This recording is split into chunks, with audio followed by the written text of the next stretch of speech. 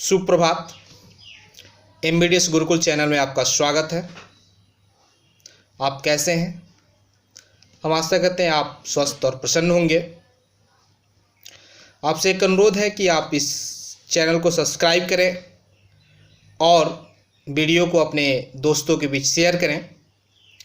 आज हम लोग जो शेष प्रश्न बच गए थे उसको हल करते हैं और हल करने के बाद कुछ प्रश्न आपको प्रैक्टिस के लिए भी देंगे।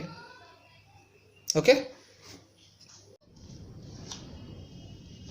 जो दूसरा प्रश्न है पहला का कि किसी बेलन में उपस्थित हवा की मात्रा जबकि वायु निकालने वाला पंप प्रत्येक बार बेलन की शेष हवा का 1/4 भाग बाहर निकाल देता है। अब इसको हम लोग हल करते हैं।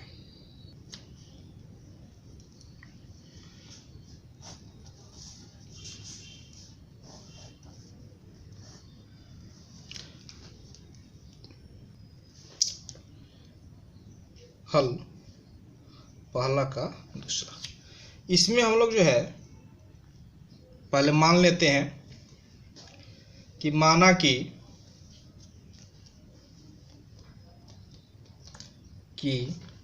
बेलन में उपस्थित हवा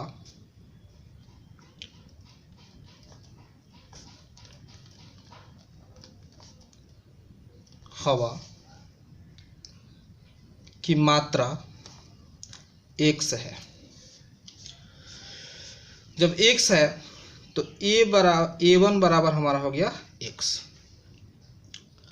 अब a2, तो a2 बराबर जो है जो हवा है एक बार में जो है पंप जो है 1/4 भाग निकाल देता है। तो हवा है x और इसका 1/4 भाग निकल गया तो कितना बचेगा? लघुत्तम x, 4x माइनस x बराबर 3x/4 भाग बच गया। अब देखिए a3, तो जो बच गया उसमें से फिर जो है उसका 1/4 भाग कम हो जाएगा तो हो जाएगा 3x/4 minus 3x/16 लघुत्तम 16, 12x minus 3x बराबर 9x/16 हो गया। अब देखिए अब जो है a2 में से a1 घटाइए, 3x में से x घटाइए, 3x/4 में से लघुत्तम 4, 3x minus 4x minus 1x/4। अब a3 में से a2 घटाइए तो ये आपका 9x/16 में से घटेगा 3x/4, इसका लघुत्तम हो जाएगा 16, तो 9x माइनस 12x, तो ये हो जाएगा माइनस 3x/16।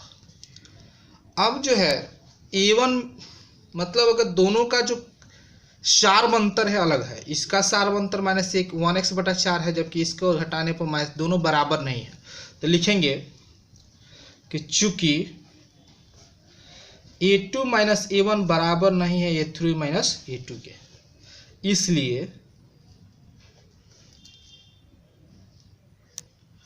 इसलिए यह स्थिति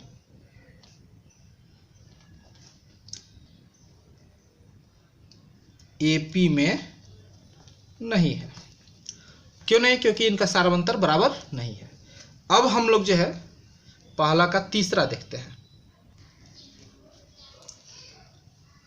हल पहला का तीसरा प्रश्न से 1 मीटर की खुदाई का खर्चा है 150 रुपया। दूसरे मीटर की खुदाई का खर्चा जो है पहले मीटर से 50 रुपया बढ़ जाएगा तो ये हो जाएगा 200। तीसरे मीटर की खुदाई खर्चा 1 मीटर का 150, फिर दूसरे मीटर का 50, फिर जो है तीसरे मीटर का 50, तो ये कुल हो जाएगा 200, 250। अब देखिए a2 में से a1 घटाइए तो ये आपका जो है 200 माइनस 150, तो ये हो गया हमारा 50। फिर अब जो है A3 में से A2 घटाइए, तो ये हो जाएगा 250 माइनस 200, तो ये भी हो गया 50।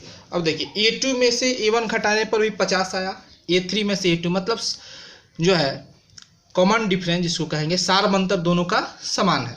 तो लिखेंगे कि चूंकि A2 माइनस A1 बराबर है A3 माइनस A2, इसलिए दी गई स्थिति AP में है। हो गया हमारा। अब जो है चौथा प्रश्न देखिए, पहला का चौथा है कि खाते में प्रत्येक वर्ष का मिश्रधन, जबकि 10,000 रुपया की राशि 8% वार्षिक की दर से चक्रवृद्धि ब्याज पर जमा की जाती है। अब देखिए यहाँ जो है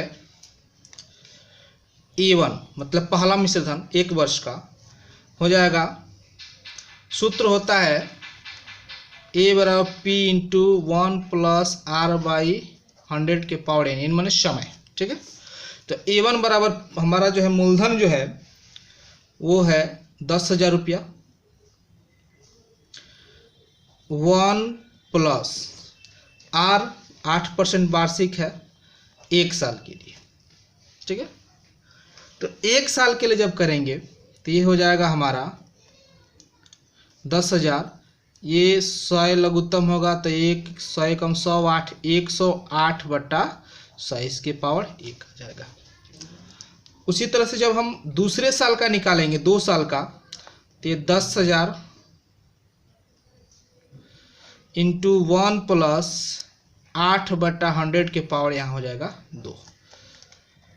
अब जो है ये हो जाएगा 10,000 108 बटा 100 के पावर 2 हो गया। अगर 3 वर्ष का निकाले तो ये 10,000 1 प्लस 8 बटा 100 के पावर 3, तो ये हो जाएगा 10,000 108 बटा 100 के पावर 3। अब देखिए दोनों में जो है घटाइए, A2 में से A1 घटाते हैं तो 10,000 इंटू 108 बटा 100 कॉमन ले लेंगे तो यहाँ हमारा बच जाएगा 108 बटा 100 माइनस 1। ठीक है, उसी तरह से अगर हम A3 में से A2 घटाएं तो हो जाएगा 10,000, और अगर हम 108 बटा 100 ही कॉमन लेते हैं, 10,000 108 बटा 100, तो इसमें बचेगा 108 बटा 100 का पावर 2 और इसमें बचेगा 108 बटा 100। ठीक है, अब देखिए ये दोनों कहाँ बराबर है, यहाँ तक तो मिल रहा है, लेकिन इसके बाद ये भाग अलग है, ये भाग अलग है। इसको हल करेंगे अगर हम, तो ये जो है 108 में से जो है 100 घटेगा तो 8 बटा 100 हो जाएगा। इसको जब हल करेंगे तो जो है यहाँ लघुत्तम 100 तो मिल जाएगा, लेकिन ऊपर वाला यहाँ स्क्वायर है, यहाँ 108 घटे तो काफ़ी अंतर आ जाएगा, दोनों बराबर है ये नहीं। तो जब दोनों बराबर नहीं है तो लिख देंगे कि चूंकि A2 माइनस A1 बराबर नहीं है A3 माइनस A2 के, इसलिए दी गई स्थिति AP में नहीं है, क्योंकि इनका सार अंतर जो है समान नहीं है। अब जो है प्रश्न अब हल करेंगे हम 2 का दूसरा है, जिसमें प्रथम पद और सार अंतर निकालना -5 -1 जिसमें जो है प्रथम 4 पद निकालने हैं। प्रथम पद A और A बराबर -2 दिया है और D बराबर 0 दिया है। इसको हल करते हैं। ए बराबर -2, डी बराबर 0। तो a1 बराबर a बराबर हो जाएगा -2। a2 दूसरा पद a प्लस डी जोड़ते हैं तो आता है -2 जोड़ 0 जोड़ेंगे -2। तीसरा पद a प्लस 2d होता है तो -2 जोड़ 2 गुणे 0 बराबर -2 जोड़ 0 बराबर -2। चौथा पद a4 बराबर a प्लस 3d तो -2 जोड़ 3 गुणे 0 बराबर -2 जोड़ 0 बराबर -2। तो नीचे लिख देंगे अतः AP के प्रथम 4 पद -2 -2 -2 और -2 है आंसर। अब इसका तीसरा देखिए, तीसरा जो प्रश्न है, तीसरा में a बराबर 4, d बराबर -3, a बराबर 4, d बराबर -3। तो जो है a1 बराबर a बराबर 4, a2 बराबर a प्लस d बराबर 4 प्लस -3 बराबर 1, a3 बराबर a प्लस 2d बराबर 4 प्लस 2 गुणे -3 बराबर 4 प्लस -3 दूनी 6, 4 प्लस -6 तो ये हो जाएगा -2। फिर a4 बराबर a प्लस 3d तो 4 प्लस 3 गुणे -3 बराबर 4 प्लस -9, 9 तो ये हो जाएगा -5। तो नीचे लिखेंगे अतः AP के प्रथम 4 पद 4, 1, -2 और -5 है। हो गया हमारा आंसर। अब चौथा प्रश्न जो है इसमें का चौथा प्रश्न है a बराबर -1, d बराबर 1/2।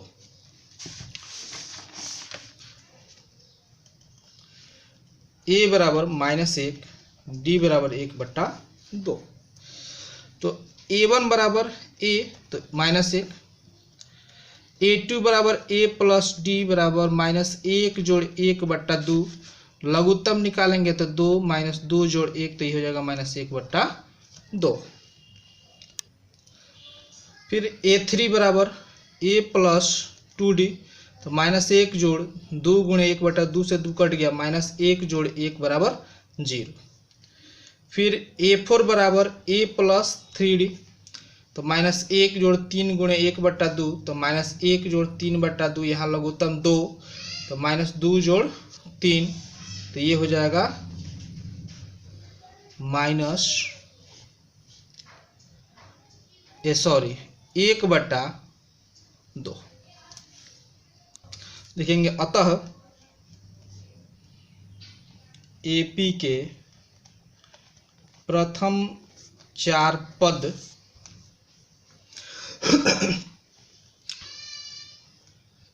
-1, -1/2, 0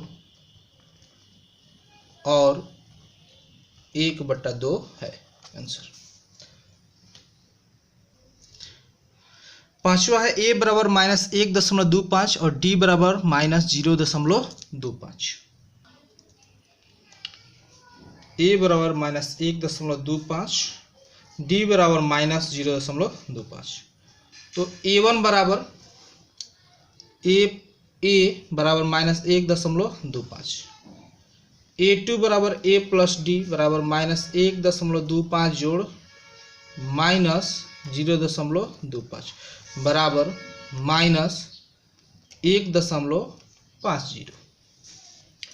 फिर a3 बराबर a प्लस 2d -1.25 जोड़ 2 गुणे -0.25 तो ये हो जाएगा -1.25 -0.50 तो ये हो जाएगा -1.75।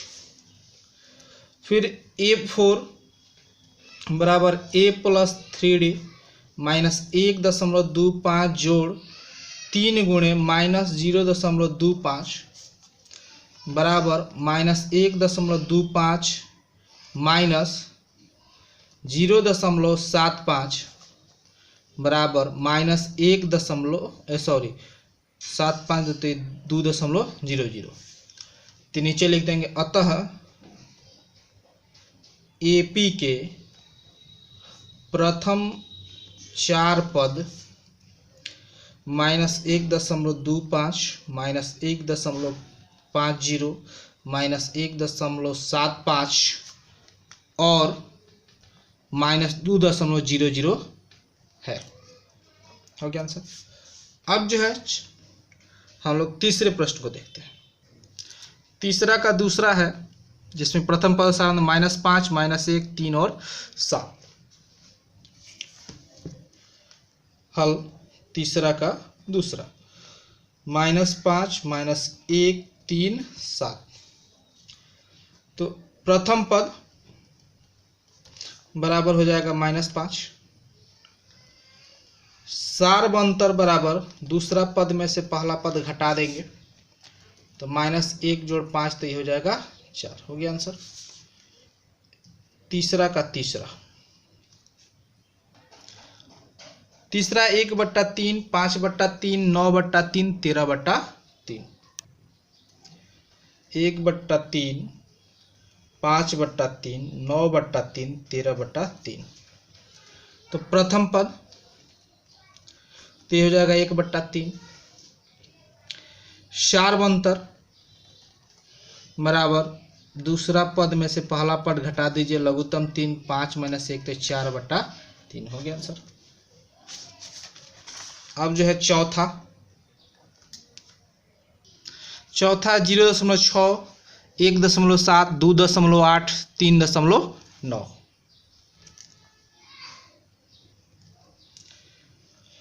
0.6 1.7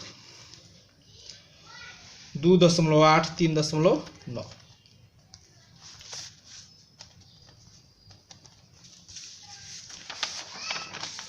तो प्रथम पद 0.6 सार्वअंतर बराबर 1.7 माइनस 0.6 बराबर 1.1। हो गया आंसर। देखिए चौथा प्रश्न है कि निम्नलिखित में कौन कौन एपी है। यदि कोई एपी है तो इसका सार्वअंतर ज्ञात कीजिए और इनके 3 और पद लिखिए। तो सबसे पहले हम जांच करेंगे कि ये एपी में है कि नहीं। एपी में है कि नहीं इसका एक ही है कि जो है सार्वअंतर अगर अलग अलग आ रहा है तो एपी में नहीं है, अगर सार्वअंतर एक ही है तो एपी में है। तो अब देखिए चौथा का पहला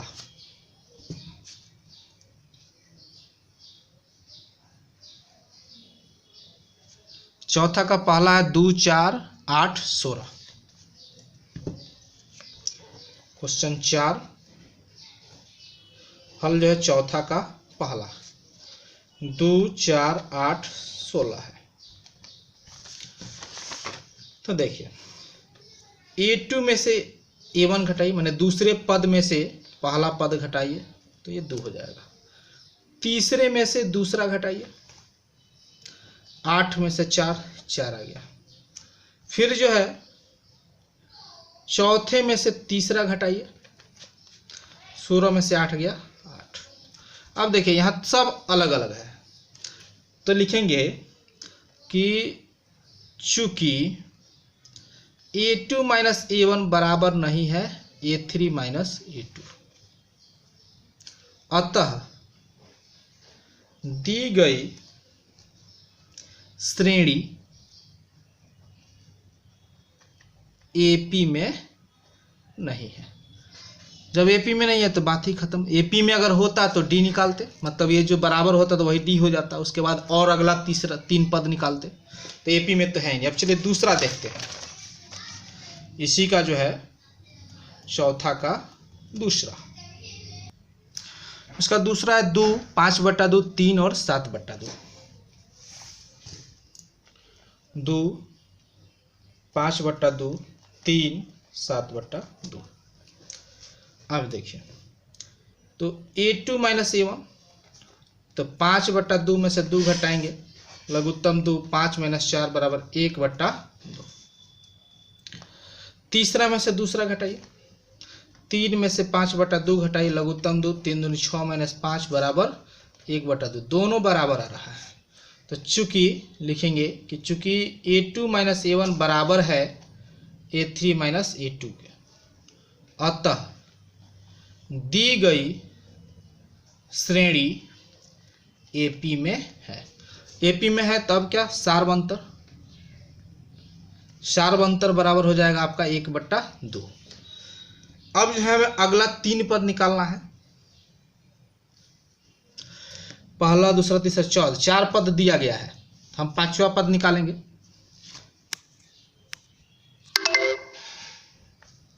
मतलब A5 5वां पद, तो A5 का सूत्र हो जाएगा A + 4D। मतलब A है हमारा 2, 4 × 1/2, 2 दूनी 4 बराबर 2 + 2 बराबर 4।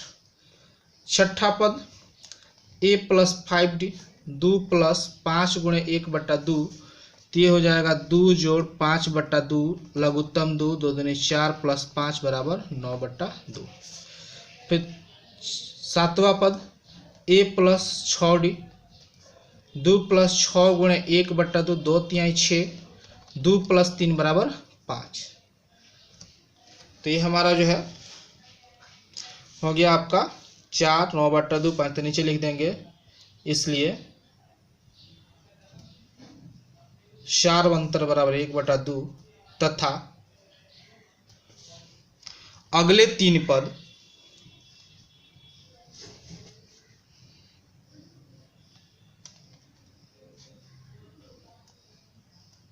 और 3 पद 4 9/2 एवं 5 है। हो गया आंसर। अब देखिए इसी तरह चौथा का तीसरा देखते हैं। तीसरा है -1.2 -3.2 -5.2 -7.2। -1.2 -3.2 -5.2 -7.2। यहाँ दूसरा में से पहला घटाइए, -3.2 में से घटाया जाएगा -1.2, तो -3.2 जोड़ 1.2, तो ये हो जाएगा -2। फिर तीसरा में से दूसरा घटाइए, -5.2 में से -3.2 घटाएंगे, -5.2 माइनस में +3.2, तो ये भी हो जाएगा -2। तो ये चूँकि दोनों बराबर है, तो लिखेंगे कि चूँकि A2 में से A1 घटाने पर जो मान आ रहा है वही A3 में से A2 घटाने पर आ रहा है। A3 में से A2 घटाने पर आ रहा है। चूँकि A2 - A1 बराबर A3 - A2, अतः दी गई श्रेणी AP में है। अब जब AP में है तो हमारा सार्वंतर हो गया -2। अब हमें निकालना है अगला पद, तो 1 2 3 4 पद दिया है, तो 5वां पद A5, तो A + 4D। A है हमारा -1.2 जोड़ 4 × -2 बराबर -1.2 + 4 दूनी +- 4 दूनी 8, तो हो जाएगा -9.2। फिर उसके बाद A6 A + 5D -1.2 जोड़ 5 × -2 बराबर -1.2 -10 बराबर -11.2। A7 A + 6D -1.2 जोड़ 6 × -2 बराबर -1.2 -12, तो ये हो जाएगा बराबर -13.2। तो नीचे लिखेंगे, इसलिए सार्वंतर बराबर -2 तथा और 3 पद -9.2 -11.2 -13.2 है। हो गया हमारा आंसर।